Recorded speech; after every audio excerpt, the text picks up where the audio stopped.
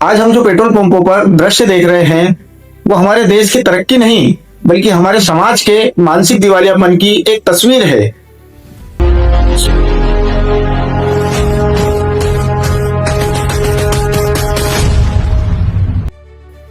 Social media पर कई सारे वीडियो वायरल हो रहे हैं जिसमें लोग गाड़ियों में नहीं बल्कि टंकियों में, ड्रमों में और कैनों में सैकड़ों लीटर डीजल और पेट्रोल भरवा कर ले जा रहे हैं।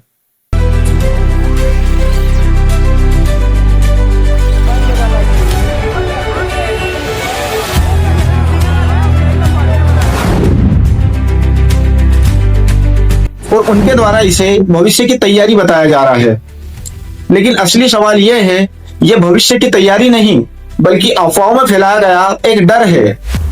और डर में लिया गया फैसला हमेशा गलत होता है। पेट्रोल और डीजल कोई पानी नहीं बल्कि ये अत्यंत ज्वलनशील पदार्थ है। एक छोटी सी चिंगारी या बिजली का कोई शॉर्ट सर्किट पल भर में आपके घर को आग का गोला बना सकती है। क्या कुछ लीटर तेल आपके परिवार की जान से ज्यादा कीमती हो गया है?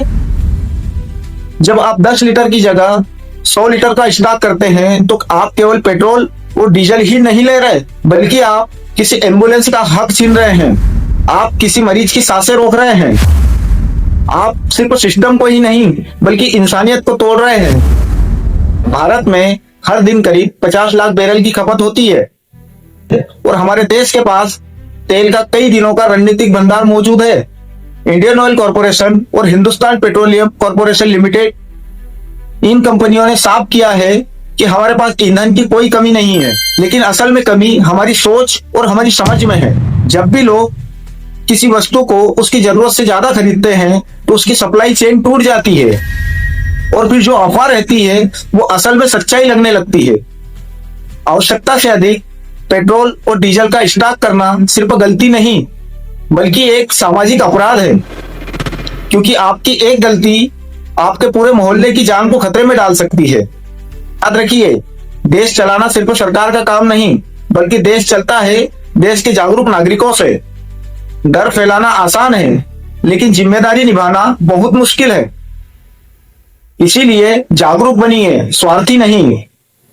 क्योंकि जिस पेट्रोल डीजल का आप स्टॉक करके भविष्य की योजना बना रहे हैं, कहीं ना कहीं वो आपके परिवार और आसपास के लोगों के लिए बहुत बड़ा खतरा बन सकता है।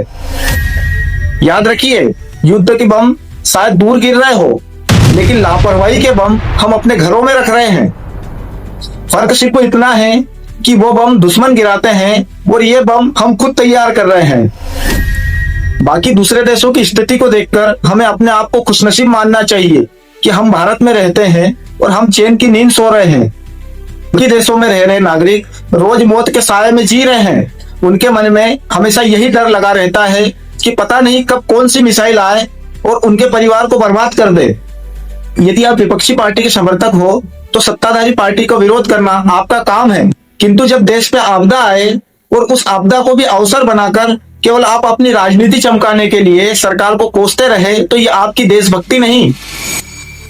क्योंकि जब देश पे आपदा आती है तो एक जिम्मेदार नागरिक का कर्तव्य है कि वो ऐसी परिस्थिति में अपने देश को अफवाहों से बचाए ताकि किसी प्रकार की अशांति उत्पन्न ना हो। आज दुनिया में संकट की घड़ी है और जब दुनिया में संकट आए तो भला हमारा देश उससे कैसे अछूता रह सकता है? क्योंकि हमारा देश आज भी कई चीजों के लिए दूसरे देशों पर निर्भर है। जब देश पर कोई संकट आए तो हम भारतीयों का दायित्व है कि हम अपनी राजनीतिक पृष्ठभूमि से ऊपर उठकर अपने देश के हितों के बारे में सोचे और लोगों को अफवाहों से बचाए ताकि देश में किसी प्रकार की अशांति ना फैले। क्योंकि यदि देश व्यवस्थित रहेगा, देश सुरक्षित रहेगा तो आपकी राजनीति चलती रहेगी, किंतु अगर आपकी राजनीति के कारण हमारा देश बर्बाद हो गया तो आपकी राजनीति कहां करोगे? इसीलिए आपसे अनुरोध है कि किसी भी प्रकार की गलत अफवाहें ना फैलाएं और किसी भी प्रकार की गलत खबरों का दुष्प्रचार ना करें जिससे आमजन को समस्याओं और परेशानियों का सामना करना पड़े। क्योंकि ये जो